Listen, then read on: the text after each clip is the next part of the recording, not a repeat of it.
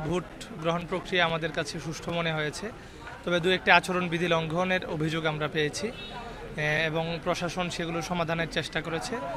এছাড়াও প্রশাসনের কিছু অদূরদর্শিতা ছিল এবং তাদের ভুল কাজ ছিল, যেমন অমোচনীয় কালি ছিল, যে অনেক ক্ষেত্রে ভোট দেওয়ার 5 মিনিট পরে দেখা গেছে যে কালি উঠে গেছে। সেক্ষেত্রে এটা একটা ঝামেলার ব্যাপার ছিল যে দ্বিতীয়বার ভোট যায় কিনা।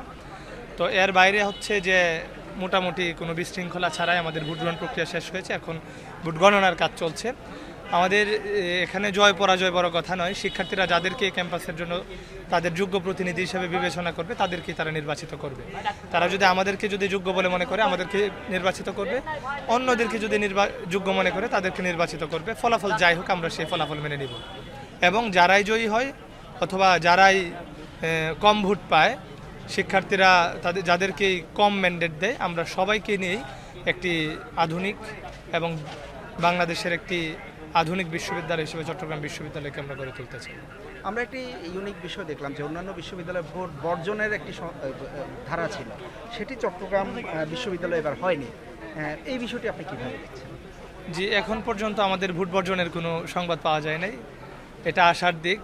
নির্বাচন যতটুকু সুষ্ঠু হয়েছে আলহামদুলিল্লাহ, শেষ পর্যন্ত ফলাফল ঘোষণার আগ পর্যন্ত যেন পরিস্থিতি স্বাভাবিক থাকে, কোনো প্রকার বিশৃঙ্খলার দিকে যেন না যায়, সেজন্য আইন শৃঙ্খলা বাহিনী মোতায়েন আছেন।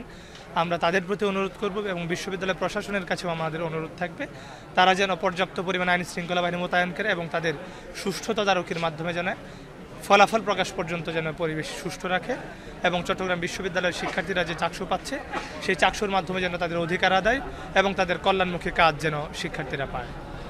আর একটি বিষয়, সার্বিক ভোটারদের উপস্থিতি আপনারা কেমন দেখেছেন? অনেকে বলছিল ভোটারদের উপস্থিতি কিছুটা কম, সেইটা ব্যর্থতা আসলে আপনারা যারা প্রার্থী হয়েছিলেন তাদের ভোটারদের আনা, বিশেষ করে শহর থেকে অনেক দূরের ক্যাম্পাসে আনা, সেখানে আসলে প্রার্থীদের কোনো দুর্বলতা ছিল কিনা যে তারা আসলে? আমরা শুধুমাত্র তফসিল ঘোষণার পূর্বেই না, আমরা তফসিল ঘোষণার আগেও আমরা চাকসু নিয়ে অনেকগুলো আন্দোলন করেছি। সেই ফ্যাসিস্ট শেখ হাসিনা পতনের পর 24 সালের 24শে সেপ্টেম্বর আমরা 24 দফা দাবি দিই প্রশাসনের কাছে যে চাকসু নির্বাচন দিতে হবে। তার পরবর্তীতে আমরা 7 দফা আন্দোলন শুরু করেছিলাম এবং এই 7 দফা আন্দোলনের 4র্থ দফা ছিল চাকসু নির্বাচন অবিলম্বে কার্যকর করতে হবে এবং এই 4র্থ দফা নিয়ে আমরা অনেকগুলো কাজ করেছি।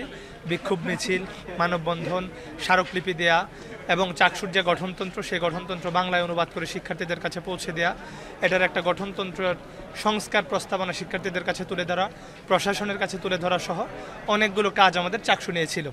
কিন্তু পরবর্তীতে চাকসু নির্বাচন হয়েছে, তখন থেকে আমরা শিক্ষার্থীদেরকে হলে গিয়ে তাদের কাছে যখনই আমরা পেয়েছি আমরা বোঝানোর চেষ্টা করেছি যে চাকসু কেন গুরুত্বপূর্ণ এবং চাকসু কীভাবে শিক্ষার্থীদের অধিকার আদায়ের প্ল্যাটফর্ম হয়ে ওঠে। তফসিল ঘোষণার পর আমরা শিক্ষার্থীদের কাছে কাছে যাওয়ার চেষ্টা করেছি, হলে যাওয়ার চেষ্টা করেছি, কটেজগুলোতে যাওয়ার চেষ্টা করেছি, শহরে যারা বাসায় থাকে তাদের সাথে কথা বলেছি এবং স্থানীয় যে ভাই বোনেরা আছে তাদের সাথে কথা বলেছি। তারপরে হচ্ছে আমরা স্টেশনগুলোতে বসে আড্ডার মাধ্যমে তাদের বোঝানোর চেষ্টা করেছি যে চাকসু কেন প্রয়োজন। তো আমাদের কাছে মনে হয়েছে যে উপস্থিতিটা আরেকটু বেশি হলে আমাদের চাকসু নির্বাচনটা আরেকটু আমেজপূর্ণ হতো।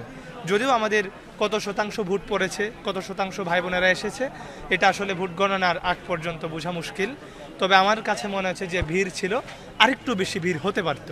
পরাজিত হলে মেনে নেবেন আপনারা? ফলাফল যাই হোক, প্রশাসন যদি এটা নিশ্চিত করতে পারে যে নির্বাচন সুষ্ঠু হয়েছে এবং শিক্ষার্থীরা যদি ফলাফল মেনে নেয়, আমরা যদি পরাজিত হই আমরা সেই ফলাফল মেনে নিব এবং যারাই জয়ী হবে আমরা তাদেরকে সাথে নিয়ে আমরা এই ক্যাম্পাস গড়তে কাজ করব, আমাদের স্বপ্নের ক্যাম্পাস, প্রত্যাশিত ক্যাম্পাস গড়তে কাজ করব এবং তাদেরকে আমরা পরাজিত হলেও তাদেরকে সর্বোচ্চ পরিমাণ সহযোগিতার মাধ্যমে আমরা তাদের পাশে থাকবো ইনশাআল্লাহ। আপনার নাম এবং পদবি? আমি সাইদ বিন হাবিব, চাকসু নির্বাচনে ছাত্র শিবির সমর্থিত প্যানেল থেকে জিএস পদে প্রার্থিতা করছি।